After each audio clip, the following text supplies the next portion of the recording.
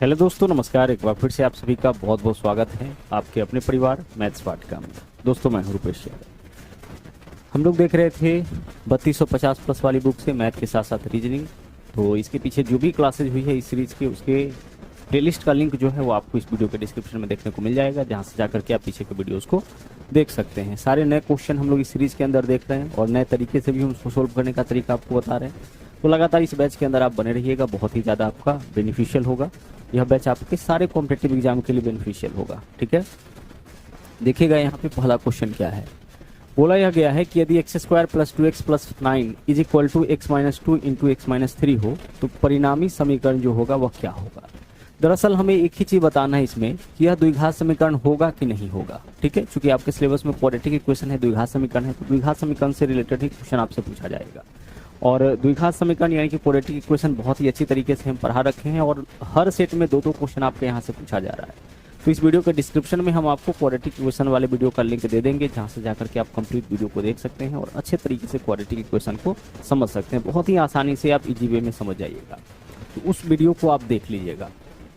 देखिए, द्विघात समीकरण का जो स्टैंडर्ड फॉर्म होता है ना, वह होता है आपका x square plus b x plus c बराबर 0। यह आपका किसी भी द्विघात समीकरण का क्वाड्रेटिक इक्वेशन का स्टैंडर्ड फॉर्म होता है। इसमें एक चीज ध्यान रखिएगा कि जो x होगा ना, उसका मैक्सिमम पावर क्या होना चाहिए, 2 होना चाहिए। यानी एक्स स्क्वायर वाला टर्म आपको मिलना चाहिए, तभी यह आपका द्विघात समीकरण होगा, नहीं तो यह आपका द्विघात समीकरण नहीं होगा।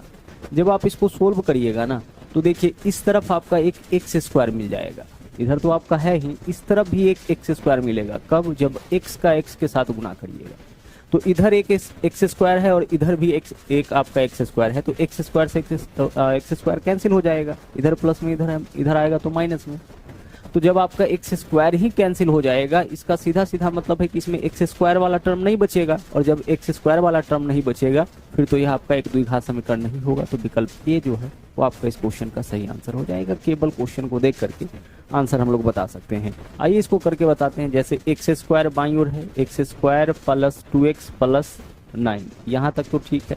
बराबर इधर देखिए क्या कर सकते हैं आप लोग, एक नंबर को उठाइए, दोनों में गुना करिए। तो x से x में गुना करिएगा, क्या हो जाएगा आपका एक्स स्क्वायर, और x से माइनस 2x में गुना करिएगा तो माइनस 2x हो जाएगा। उसी तरह से अब इसको उठाइए, दोनों में गुना, माइनस 3 से x में गुना करिएगा तो माइनस 3x हो जाएगा, और उसी प्रकार से माइनस 3 से माइनस 2 में गुना करिएगा तो प्लस 6 हो जाएगा। ठीक है, अब देख लीजिए इसको, यहाँ पे भी आपका एक्स स्क्वायर है, इधर भी एक्स स्क्वायर है, तो इससे तो यह आपका कैंसिल हो जाएगा, क्योंकि देखिए प्लस में इधर आएगा तो माइनस में, एक प्लस में एक माइनस में कैंसिल आउट हो गया। हमारे पास देखिए एक्स स्क्वायर का टर्म नहीं बचा है, इसलिए आपका यह द्विघात समीकरण नहीं होगा। द्विघात समीकरण में आपका एक्स स्क्वायर वाला टर्म रहना चाहिए। ठीक है, आगे चलिए अगला क्वेश्चन देखते हैं। जो भी क्वेश्चंस आपको कराया जा रहा है उन सब का जो पीडीएफ है, जो बोर्ड वाला पीडीएफ है, वो आपको मैथ्स वाटिका टेलीग्राम चैनल के ऊपर मिल जाएगा। वहां से जाकर के आप पीडीएफ डाउनलोड करके इन चीजों को दोबारा से देख सकते हैं, इसका रिवीजन आप कर सकते हैं। ठीक है, देखिएगा अगला क्वेश्चन क्या है। बोला यह गया है कि सेक 4a बराबर कॉसेक 3a माइनस 50 डिग्री। तो हमें क्या बताना है इस क्वेश्चन में, हमें बताना है a प्लस 75 डिग्री का मान।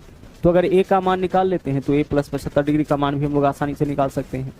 a का मान कैसे निकलेगा, तो देखिए जब भी सेक के बराबर में कॉसेक हो, ठीक है, तो एक चीज तय है कि इन दोनों के एंगल का जो योग होगा वह 90 होगा। तो सेक का एंगल कितना है सर, सेक का एंगल है 4a, और कॉसेक का एंगल कितना है, कॉसेक का एंगल है 3a माइनस 50 डिग्री। यही तो है, यह एंगल किसका है, यह एंगल आपका सेक का है और यह कॉसेक का है। इस दोनों का सम कितना हो जाएगा, इस दोनों का सम आपका 90 डिग्री होगा।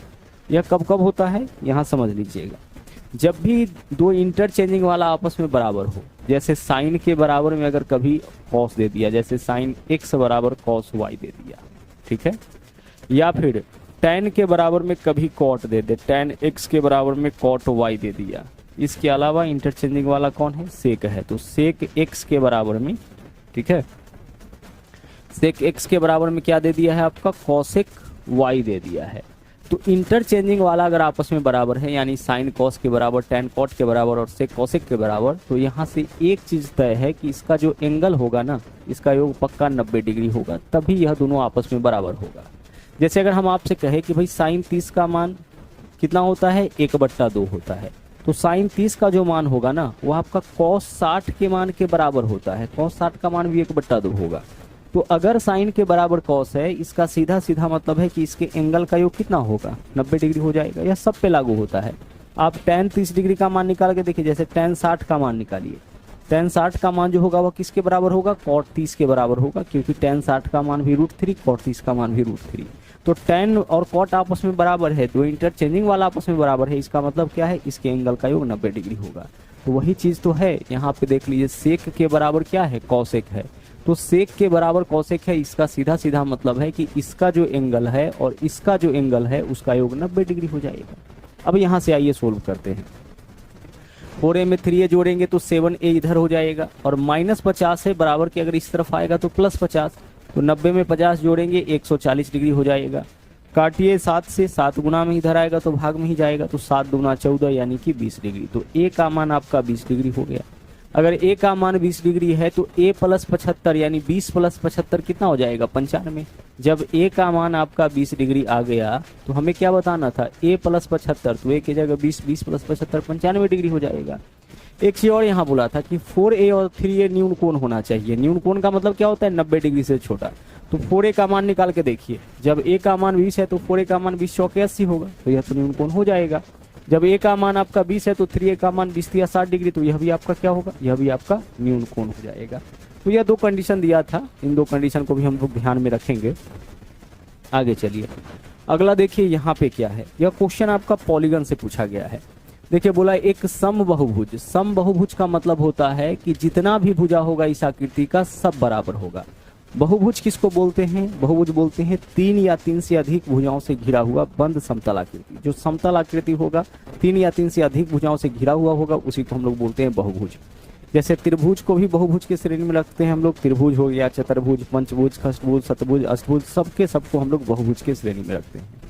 बहुभुज के सभी बाहरी कोणों का योग 360 डिग्री होता है। ध्यान रखिएगा, जितना भी एक्सटर्नल कोण होता है सबका योग आपका, जितना भी एक्सटर्नल एंगल होता है, बाह्य कोण होता है, उसका योग आपका 360 डिग्री होता है। बहुभुज में हम क्या ले सकते हैं, बहुभुज के अंदर हम लोग ले सकते हैं त्रिभुज भी, ठीक है।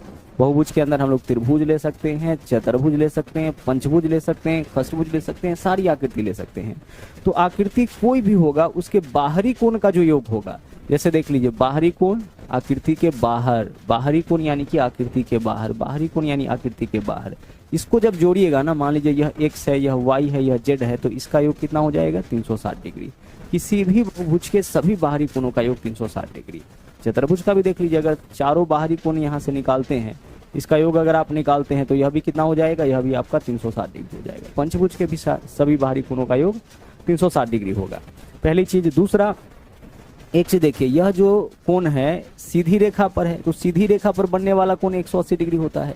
तो प्रत्येक, अगर यहाँ पे अंतः कोण लेते हैं और यह बाह्य लेते हैं, तो प्रत्येक अंतः कोण और बाह्य कोण का योग 180 होगा, क्योंकि सीधी रेखा पर बनता है। तो किसी भी बहुभुज के प्रत्येक अंतः कोण और प्रत्येक बाह्य कोण का योग कितना हो जाएगा आपका 180 डिग्री हो जाएगा, क्योंकि सीधी रेखा पे बनता है। तो यहाँ क्या बोला है, एक समबाहुभुज के प्रत्येक अंतः कोण का माप 135, तो प्रत्येक बाह्य कोण का माप क्या होगा 180 माइनस 135 यानी कि 45 डिग्री। ठीक है, कितना हो जाएगा 45 डिग्री होगा। और यह टॉपिक भी बहुत अच्छे से हमने पढ़ा रखा है, पॉलीगन टॉपिक है। 20 से 25 मिनट में कंप्लीट पॉलीगन हमने पढ़ाया है, जिसका लिंक आपको इस वीडियो के डिस्क्रिप्शन में हम रख देंगे, जहां से जाकर के कंप्लीट वीडियो को आप देख सकते हैं पॉलीगन का। ठीक है, सारा कॉन्सेप्ट आप सीख सकते हैं। यहाँ देखिए, अंतः और बाह्य कोण का योग कितना होता है आपका 180, तो प्रत्येक अंतः कोण का माप 135 है, तो प्रत्येक बाह्य कोण का माप कितना हो जाएगा 45। और किसी भी बहुभुज में कुल बाह्य कोणों का योग होता है 360 डिग्री, और प्रत्येक का मान अगर 45 डिग्री है, तो फिर भुजाओं का संख्या कितना होगा, कोणों का संख्या 360 बट्टा 45 यानी 8। 8 भुजा होगा, इसका मतलब कोण का संख्या भी 8 होगा। तो विकल्प सी हमारा इस क्वेश्चन का सही आंसर हो जाएगा। प्रत्येक बाह्य कोण का माप 45 डिग्री और सभी का योग 360, तो 360 बट्टा 45 करिएगा तो कोणों का संख्या निकलेगा 8 कोण। 8 कोण होने का मतलब भुजा भी कितना हो जाएगा, भुजा भी आपका 8 हो जाएगा। आगे चलिए अगले क्वेश्चन में चलते हैं। यहाँ देखिए, x के स्थान पर हम लोग क्या रखें कि बराबर में 0 आ जाए। जिस तरीके का यही क्वेश्चन दिया है, सोल्व करने में समय ज़्यादा लग जाएगा, तो बाई ऑप्शन ट्राई करते हैं। सबसे आसानी से किससे चेक कर सकते हैं, यहाँ तो 3/2 है, 3 से चेक कर सकते हैं। तो 3 रख के देखिए, तो x के जगह 3 रख के देखिए क्या इसका मान 0 आता है। तो देखिए 6/3, x के जगह अगर हम यहाँ 3 लेते हैं, यहाँ 3 माइनस 1 यहाँ 2 हो जाएगा, यहाँ 3 माइनस 2 यहाँ पे आपका 1 हो जाएगा। तो कितना होगा, 3 से काटिए 3 दूना 6, 2 हो जाएगा, 2 से काटिएगा 2 एकम दे 2 हो जाएगा, 1 से काटिएगा 1 बार में 2 माइनस 1 1, 1 माइनस 1 0, 0 आ रहा है। इसका मतलब कि हमारा आंसर जो होगा, हमारा आंसर वही होगा जिसमें 3 होगा। ठीक है, तो आंसर हमारा क्या हो सकता है, आंसर हमारा एक तो हो जाएगा विकल्प बी और दूसरा विकल्प सी, इसी दोनों में तो 3 है। अब दूसरा चीज देखिए, एक मान तो हमारा 3 हो गया, दूसरा मान हमें चेक करना पड़ेगा 4/3। तो x के स्थान पर 4/3 रखिए, अगर 0 आ गया तो ठीक है, नहीं तो विकल्प सी हमारा आंसर हो जाएगा। भाई एक आंसर तो कंफर्म हो गया कि 3 है, जिसको आसानी से हम लोग चेक कर लिए। अब 4/3 x के जगह रख के देखिए, तो 6/x के जगह 4/3 रखिएगा, तो 4/3, तो बट्टा वाला 3 कहाँ जाएगा, ऊपर जाएगा। ठीक है, माइनस 2 बट्टा, यहाँ पे देखिए x के जगह अगर हम 4/3 लेते हैं, x के जगह 4/3 तो -1 होगा। तो 4/3 में से 1 घटाइए, 3 एकम 3, 4 में से 3 माइनस करिएगा 1, 1/3 यानी 1/3 कहाँ जाएगा, ऊपर चला जाएगा। ठीक है, आगे देखिए, फिर यहाँ पे माइनस है तो -1 x के जगह क्या रखिएगा आप, 4/3 रखिएगा। तो 4/3 में से 2 माइनस करिए तो कितना होता है, 3 दूना 6, 4 में से 6 माइनस करिएगा कितना होगा, -2/3। इस बार आपका आ गया -2/3, तो यहाँ रखेंगे -2, तो -2 यानी +2 और /3 यानी बट्टा वाला 3 वैल्यू ऊपर चला जाएगा। इसको कैलकुलेट करके देखिए, x के जगह हम क्या रखे हैं, x के जगह हम यहाँ पे रखे हैं 4/3। अब देखिए यहाँ से देख लीजिए, इसको अगर काटते हैं तो यह 3 हो जाएगा और नीचे में क्या होगा, 2 होगा। तो यहाँ भी नीचे में 2 है, यहाँ भी 2 है, यहाँ भी नीचे में 2 लाने के लिए क्या करना पड़ेगा, ऊपर नीचे 2 से गुना करना पड़ेगा। तो कर लीजिए, ठीक है, ऊपर नीचे 2 से गुना करने पर मान में कोई अंतर नहीं, क्योंकि यहाँ भी 2 अगर आ जाएगा तो कैलकुलेशन हमारे लिए आसान हो जाएगा। तो यहाँ देखिए 9/2 होगा, माइनस इधर क्या है, 2 या 6 दूना 12/2 हो जाएगा, और इधर आपका क्या है, इधर आपका 3/2 है। जोड़ के देखिए तो 9/2 में 3/2 जोड़िएगा 12/2, सबके बट्टा में 2 है तो ऊपर वाले वैल्यू को जोड़ेंगे, 9 और 3 12/2 में से 12/2 माइनस करेंगे, 0 आ जाएगा। यानी x के जगह 4/3 रखने पर भी यह इक्वेशन आपका सेटिस्फाई हो जाता है। तो हमारा आंसर विकल्प बी भी यहाँ पे हो जाएगा, विकल्प बी ही होगा। अगर बी नहीं होता उस केस में आंसर हमारा सी हो जाता। यहाँ देखिए सवाल क्या है, बोला है 2 पाइप x और y एक टंकी को 21 और 24 घंटे में भर सकता है। देखिए x भर सकता है 21 घंटे में और y भर सकता है आपका 24 घंटे में। ठीक है, 21 घंटे में, और यह कितने घंटे में भरेगा, 24 घंटे में। यहाँ से टंकी का क्षमता निकालेंगे, दोनों का एलसीएम 21 और 24 का एलसीएम 168 हो जाएगा। 168 में 21 से भाग करिए 1 घंटा में 8 लीटर, 168 में 24 से भाग करिए 1 घंटा में 7 लीटर। हम यह निकालते हैं कि x और y दोनों मिलकर, ठीक है, x और y दोनों मिलकर इस टंकी को कितने समय में भर सकता है। क्या निकालेंगे हम, x और y दोनों मिलकर इस टंकी को कितने समय में भर सकता है। तो देखिए टंकी का क्षमता कितना है, 168, और दोनों मिल जाएगा तो 1 घंटा में भरेगा 15 लीटर, यानी 168/15 घंटा का समय लग जाएगा इसको x और y दोनों को इस टंकी को भरने में। लेकिन क्वेश्चन यहाँ पे देखिए कुछ और है। यहाँ तक तो हम लोग कर लिए हैं, आगे देखिए क्या बोला है, दोनों पाइप को एक साथ खोला गया। अच्छा देखिए, दोनों पाइप को अगर एक साथ खोला गया, इसका मतलब टंकी भरेगा कितने समय में, 168/15 घंटे में।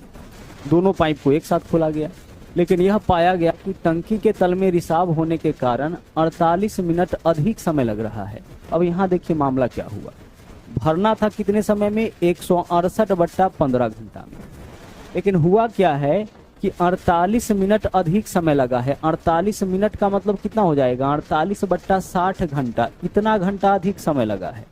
काटिए इसको, 4 से काटिएगा 12 हो जाएगा, 4 से काटिएगा 15, यानी कि 12/15 घंटा अधिक समय लगता है। कितना अधिक समय लगता है, 12/15 घंटा अधिक समय लगता है। रिपीट कर रहे समझिएगा, टंकी को x और y के द्वारा कितने समय में भर जाना चाहिए था, 168/15 घंटा में, क्योंकि यह भरता है 21 में, x भरता है 21 घंटा में, y भरता है 24 घंटा में, तो दोनों मिलकर 168/15 घंटा में भर सकता है।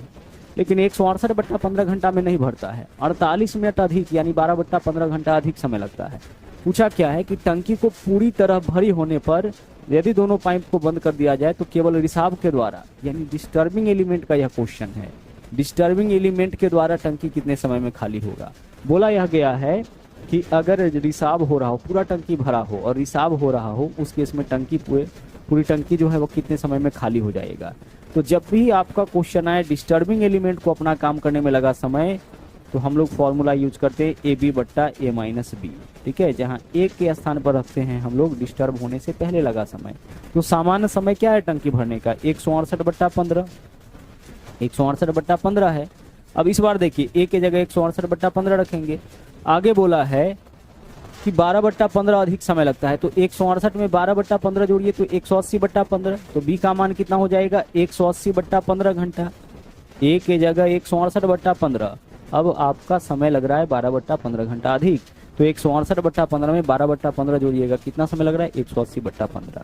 और बट्टा में दोनों का अंतर, तो दोनों में जो बड़ा है उसमें से छोटा घटाइए, 180 में से 168 घटाइएगा, कितना हो जाएगा 12, तो 12/15, यही तो होगा ए बी बट्टा ए माइनस बी का मान।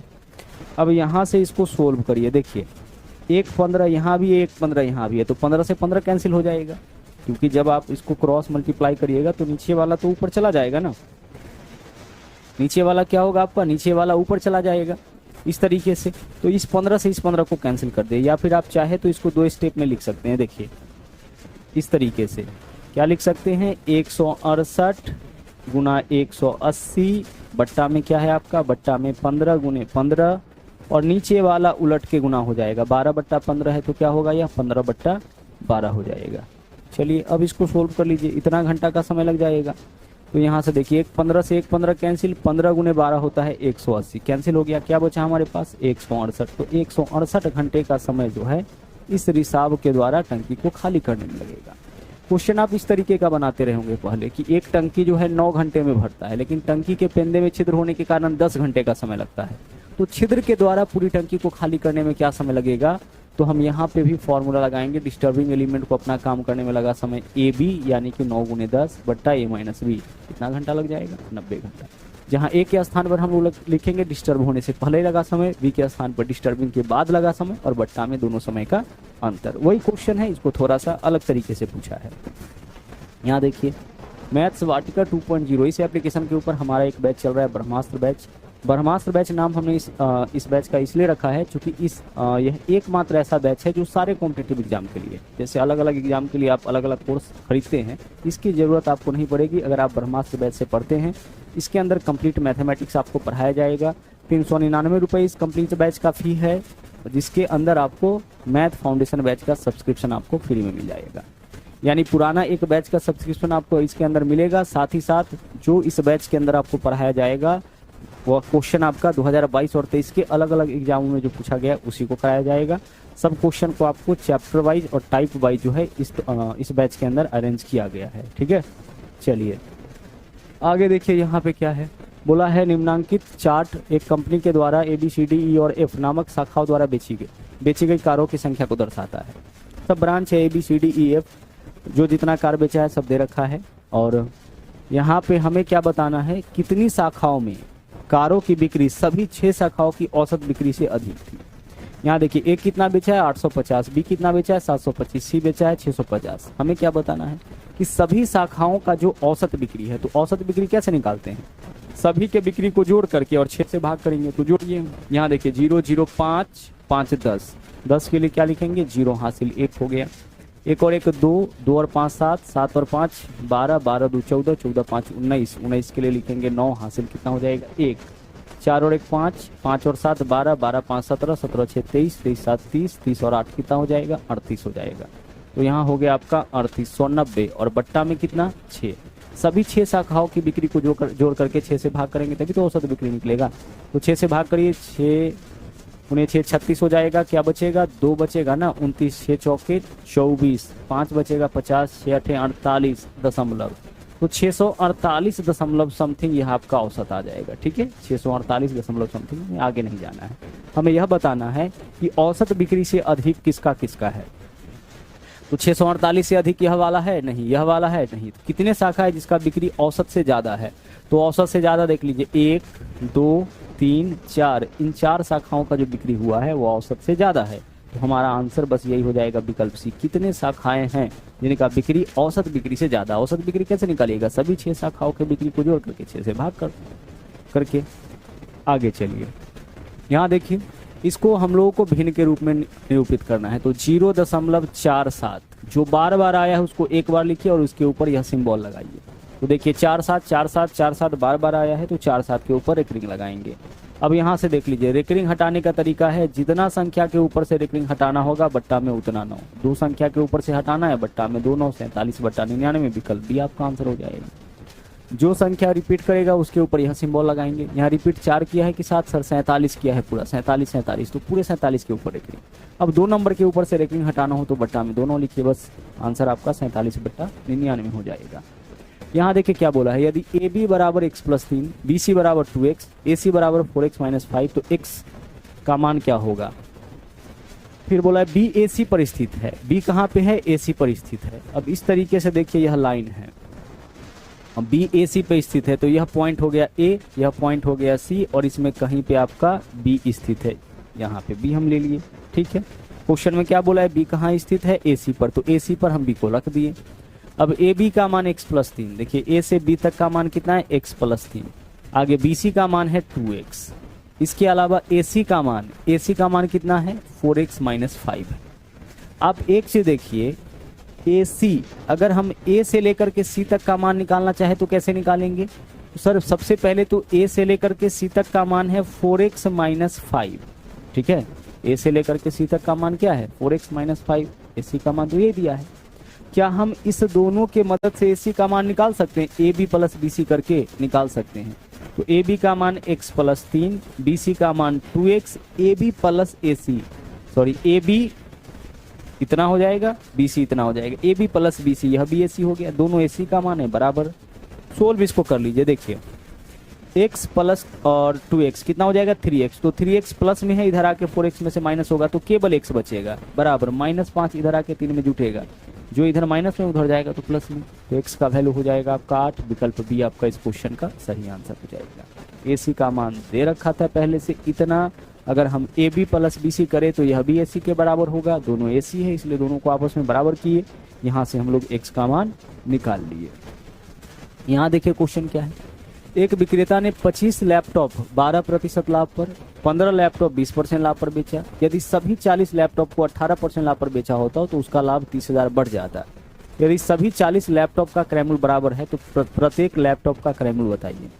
हम यहाँ प्रत्येक लैपटॉप का क्रय मूल्य ₹1 मानते हैं, तो आप बताइए कि 40 लैपटॉप का क्रय मूल्य कितना हो जाएगा। सर प्रत्येक का क्रय मूल्य अगर x माने हैं तो 40 का क्रय मूल्य हो जाएगा 40x।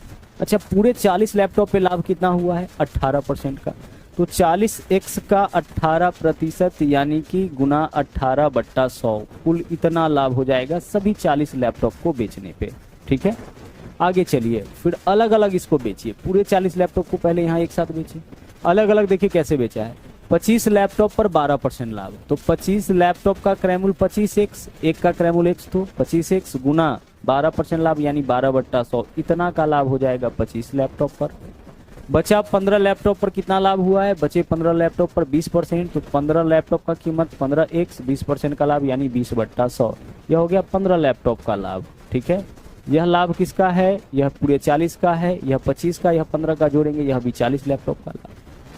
यह जो 40 लैपटॉप का लाभ है यह 18% है, और यह जो लाभ है वो आपका कितना है, पहले 25 पर 12% और दूसरा 15 पर आपका 20%, तो यह लाभ जो है इससे कितना ज़्यादा है, 30,000 ज़्यादा है। यानी कि बोला यह है कि सभी 40 को अगर 18% लाभ पर बेचते तो पहले जो अलग अलग बेचे हैं उससे 30,000 ज़्यादा लाभ होता है, यानी कि यह लाभ का अमाउंट इस लाभ से कितना ज़्यादा है, 30,000 ज़्यादा है। कितना ज़्यादा है, 30,000। बस सोल्व इसको कर लीजिए, देखिएगा यहाँ पे 40 गुने 18 कितना होता है, यह तो आपका 720 हो जाएगा। 25 गुने 12 कितना होता है, 300, और यहाँ 15 गुने 20 कितना हो जाएगा, 300। तो इधर देखिए 300 और 300 600, 720 में से 600 माइनस करिएगा कितना हो जाएगा, 120। x लगा है तो x लगा दीजिए, बट्टा में 100 है तो 100, बराबर इधर क्या है, बराबर में 30,000 है तो 30,000, ठीक है। सीधे कैलकुलेशन करिए, अगर 6 से काटते हैं 20 से काटते हैं तो 20 छक्के 120, 20 पंचे 100 हो जाएगा। 6 से काटिए ऊपर से ऊपर वाला, 6 पंचे 30, 5,000 क्रॉस मल्टीप्लाई कर लीजिए, x का वैल्यू 5 गुने 5,000 कितना हो जाएगा, 25,000। तो 25,000 आपका इस क्वेश्चन का सही आंसर हो जाएगा। देखिए यहाँ पे 18 चौके 72, 720 x/100, तो यहाँ 720 x/100, यहाँ 300/100, यहाँ 300/100, तो 300 और 300 600/100, 720/100 में से 600/100 माइनस करेंगे तो 120/100 ही आपका आएगा। तो आंसर इसका हो जाएगा 25,000, विकल्प डी। आगे चलिए, बोला है वो छोटी से छोटी प्राकृतिक संख्या बताइए जिसे 1212 में जोड़ने पर संख्या पूर्ण वर्ग बन जाए। 1212 में अगर आप 13 जोड़ते हैं तो 1225 हो जाएगा, जो कि आपका 35 का स्क्वायर होता है। तो विकल्प सी आपका आंसर डायरेक्ट निकल गया। अगला देख लीजिए, यह क्वेश्चन आपका अप्रोक्सीमेशन का है, अप्रोक्स वैल्यू से बनाना है इसको। देखिए 26.52 है, या 26 के आधे से ज्यादा है तो हम 27 लेंगे। जब भी आधा से ज्यादा वैल्यू रहे तो फिर अगला पूर्णांक लीजिए, और आधा से कम वैल्यू रहे तो पिछला पूर्णांक लीजिए। तो 0.52 है, यानी आधा से ज्यादा वैल्यू है तो अगला पूर्णांक लिए। यहाँ देखिए 3.89, आधा से ज्यादा है तो अगला पूर्णांक 4, माइनस 7.79, आधा से ज्यादा है तो अगला पूर्णांक, गुना 2 है तो 2, प्लस यहाँ देखिए आधा से कम है, 0.5 से कम है तो इसके पीछे वाला यानी यही पूर्णांक रह जाएगा 27। अगला पूर्णांक कब लेंगे, जब आधा से ज्यादा 0.5 से ज्यादा रहेगा। तो सोल्व करिए, 27 चौके 108 हो जाएगा। ठीक है, इधर प्लस वाला को इधर ले आइए, प्लस 27 माइनस 8 दूना 16। 27 में से 16 माइनस करिएगा 11, 108 और 11 कितना हो जाएगा 119। 119 आपका इस क्वेश्चन का सही आंसर है। आप चाहे तो दोनों प्लस वाला को पहले जोड़ लीजिए, फिर 16 माइनस कर लीजिएगा, आंसर आपका आ जाएगा। आगे चलिए, अगला क्वेश्चन देखिए क्या है। बोला है एक आदमी 15 रुपए में 15 एक समान वस्तु खरीदा। इसका मतलब 1 रुपया में एक वस्तु खरीदा, प्रत्येक को 1.23 में बेचा। देखिए 1 रुपया में खरीदा है और बेचा है कितना में, 1.23 में। तो कितने % का लाभ, तो 1.23 में बेचा है, इसका मतलब 0.23 का लाभ हुआ है। 0.23 का लाभ कितना पे, 1 पे। प्रतिशत लाभ के लिए हम कितना से गुना करते हैं, 100 से गुना करते हैं। पॉइंट अगर हटाइएगा तो 2 जीरो आएगा, 100 से 100 कैंसिल, कितना % लाभ हो गया आपका, 23% लाभ हो गया। बस यहाँ देखिए रिपीट कर रहे समझिएगा। एक आदमी कुल 15 रुपए में 15 सामान खरीदा, तो एक सामान का कीमत 1 रुपए और बेचता है 1.23 में, यानी इतना में बेच दिया। तो लाभ कितना का, 0.23 रुपए का। कितना पे, 1 रुपए पे। बट्टा में तो क्रय मूल्य लिखेंगे, परसेंटेज के लिए गुना कीजिए, 100 से पॉइंट हटाएंगे, बट्टा में 2 जीरो होगा, 100 से 100 कैंसिल, 23% का लाभ हो जाएगा। यहाँ देखिएगा क्या है, a प्लस बी का वैल्यू 56, a माइनस बी के होल स्क्वायर का वैल्यू है 496। हमें बताना है a प्लस बी का मान क्या होगा, a और b का गुणनफल क्या होगा। देखिए हम एक चीज लिख सकते हैं अपने मन से, a प्लस बी के होल स्क्वायर बराबर क्या लिख सकते हैं सर, a प्लस बी के होल स्क्वायर बराबर हम लिख सकते हैं a माइनस बी का होल स्क्वायर प्लस 4ab, इतना लिखा जा सकता है। ठीक है, a प्लस बी को हम लोग a माइनस बी के रूप में लिखे, तो क्या लिख सकते हैं, a प्लस बी के होल स्क्वायर बराबर a माइनस बी का होल स्क्वायर प्लस 4ab लिख सकते हैं। क्योंकि यहाँ पे देखिए हमें क्या चाहिए, 2ab यहाँ पे, तो a square plus B square minus 2ab होगा, तो माइनस 2ab में अगर प्लस 4ab करिएगा तो प्लस 2ab आ जाएगा। तो इधर भी a square plus B square plus 2ab, इधर भी a square plus B square plus 2ab है। ठीक है, अब जो मान है उसको रख दीजिए, a प्लस बी की जगह क्या रखेंगे हम, 56, तो यहाँ पे 56 रखिए, स्क्वायर है तो स्क्वायर। a माइनस बी का होल स्क्वायर कितना है, a माइनस बी का होल स्क्वायर 496 है, इधर प्लस में इधर आएगा तो माइनस में, इज इक्वल टू इधर क्या हो जाएगा आपका 4ab हो जाएगा। अब इधर 56 का स्क्वायर करिए, कैसे हम लोग स्क्वायर करते हैं, 2 अंक के किसी भी संख्या का। देखिए 2 अंकों के किसी भी संख्या का जब भी स्क्वायर करना होगा तो पहले इकाई अंक का स्क्वायर, तो 6 का स्क्वायर 36, हासिल कितना 3। अब दोनों को गुना करके 2 से गुना, तो 6 पंचे 30 गुना 60 और 3 63, 3 हासिल 6, और फिर इसका स्क्वायर करिए, जो हासिल है उसको जोड़िए, 5 का स्क्वायर 25, 25 और 6 कितना हो जाएगा 31, तो 3136। 56 का स्क्वायर कितना हो जाएगा 3136 माइनस 496, और 4 इधर गुना में इधर आएगा तो भाग में यही वैल्यू किसका हो जाएगा, ए बी का वैल्यू हो जाएगा। माइनस करिए, 6 में से 6 माइनस करिएगा तो 0 होगा। इसके बाद 13 में से 4 माइनस करिएगा 9 हो जाएगा। इधर क्या बचेगा आपका 30, 30 में से 4 माइनस करिएगा 26, 2640/4, यही ए बी का मान। भाग करके देख लीजिए वैल्यू कितना आता है। देखिएगा यहाँ पे 4 से काटेंगे तो 4 छक्के 24, 2 बचेगा, 4 छक्के 24, 660, यही मान आपका ए बी का आ गया। हमें यही बताना था ए और बी का गुणनफल क्या होगा, ए और बी का गुणनफल आपका हो जाएगा 660। आगे चलिए अगला क्वेश्चन देखिए, बोला एक आयताकार भूखंड के विकर्ण और एक भुजा का माप 65 और 63। एक आयताकार भूखंड है, इस प्रकार से कोई आयत है, ठीक है, और इस आयत का कोई एक विकर्ण बना देते हैं। चलिए यही विकर्ण हम बना दिए। इस विकर्ण का जो लंबाई दिया है कितना दे रखा है, 65 दिया है एक विकर्ण का लंबाई, और एक भुजा का लंबाई, यही भुजा हम ले लेते हैं, इसका लंबाई 63 है। हमें बताना है इसका परिमाप। तो आयत का परिमाप क्या होता है सर, आयत का परिमाप होता है 2 इंटू लंबाई प्लस चौड़ाई, यानी लंबाई और चौड़ाई के योगफल का 2 गुना। और आयत का क्षेत्रफल क्या होता है? क्षेत्रफल होता है लंबाई गुने चौड़ाई। और विकर्ण क्या होता है? सर आयत का जो विकर्ण होता है वह होता है आपका रूट अंडर लंबाई का स्क्वायर प्लस चौड़ाई का स्क्वायर, यही तो होता है विकर्ण। तो यहाँ दे रखा है विकर्ण, तो विकर्ण के जगह सबसे पहले विकर्ण रखिए, कितना हो जाएगा? 65 है। विकर्ण बराबर क्या होगा? रूट अंडर लंबाई का स्क्वायर, तो लंबाई यहाँ दे रखा है 63, तो आप करिए यहाँ पे 63 का स्क्वायर, और प्लस चौड़ाई का स्क्वायर नहीं मालूम है तो x मान लीजिए, x का स्क्वायर हो गया। ठीक है, रूट अंडर हटाएंगे तो इस तरफ स्क्वायर हो जाएगा, तो इधर हम लिखेंगे 65 का स्क्वायर, प्लस 63 है तो माइनस 63 का स्क्वायर हो जाएगा। रूट हटाएंगे तो इसका स्क्वायर, इधर देख लीजिए प्लस 63 है, इधर आएगा तो माइनस 63 बराबर इधर x स्क्वायर है, स्क्वायर हटा देंगे तो इसका क्या होगा? इसका आपका रूट हो जाएगा। यहाँ देख लीजिए फॉर्म क्या है? ए स्क्वायर माइनस बी स्क्वायर, तो ए स्क्वायर माइनस बी स्क्वायर क्या होता है? ए प्लस बी इंटू ए माइनस बी। तो एक बार 65 में 63 जोड़ लीजिए, 128 हो जाएगा, इंटू ए माइनस बी, 65 में से 63 घटा लीजिए 2 हो जाएगा। यही आपका वैल्यू किसका होगा? x का। 128 गुने 2 256, 256 का वर्गमूल 16, 16 वैल्यू किसका हो गया? x का। x कहने का मतलब चौड़ाई आपका 16 हो गया। अब बताइए परिमाप क्या होगा? 2 गुने लंबाई प्लस चौड़ाई, तो लंबाई कितना था? 63 और चौड़ाई 16, 63 और 16 कितना हो गया? 79। परिमाप कितना हो जाएगा? 2 गुने 79 यानी कि 158। लेकिन लंबाई तो पहले से पता था 63, चौड़ाई कितना निकला? 16, तो 63 और 16 79, 79 गुना 2 कितना हो जाएगा? 158, और 18 7 9 14 और 1 15।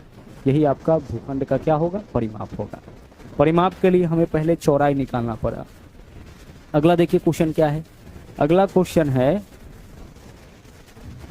एक लड़का 6 किलोमीटर प्रति घंटा के चाल से दौड़ते हुए 38 मीटर भुजा वाले एक वर्गाकार मैदान के चारों ओर एक चक्कर लगाता है। देखिए वर्गाकार मैदान है और चारों ओर एक चक्कर लगाता है, यानी परिमाप इतना दूरी तय करता है। अब भुजा का लंबाई है 38 मीटर, तो चारों ओर एक चक्कर लगाने में इसे 38 प्लस 38 प्लस 38 प्लस 38 कितना दूरी तय करना पड़ेगा? 4 गुना 38 मीटर का इसको दूरी तय करना पड़ेगा। ठीक है, तो इतनी दूरी तय करता है। और इसका चाल क्या है? 6 किलोमीटर प्रति घंटा, यह किलोमीटर प्रति घंटा, इसमें 5/18 से गुना कर दीजिएगा तो चाल मीटर पर सेकंड में कन्वर्ट हो जाएगा। ऐसा टाइम एंड डिस्टेंस में आपको बिल्कुल बेसिक में पढ़ाया जाता है। चाल यहाँ किलोमीटर प्रति घंटा में है, यहाँ दूरी आपका मीटर में है, तो दूरी अगर मीटर में है, चाल किलोमीटर प्रति घंटा में हो तो उसमें 5/18 से गुना कर लीजिए ताकि यूनिट आपका सेम हो जाए, ऊपर मीटर यह भी मीटर में हो जाए। तो हमें यह बताना है कि एक चक्कर लगाने में कितना समय, तो समय बराबर दूरी बट्टा चाल। दूरी कितना तय करना है? पूरा इतना, चारों ओर एक चक्कर लगाने, यानी 4 गुने 38 मीटर, इतनी दूरी तय करना है। चाल इतना है।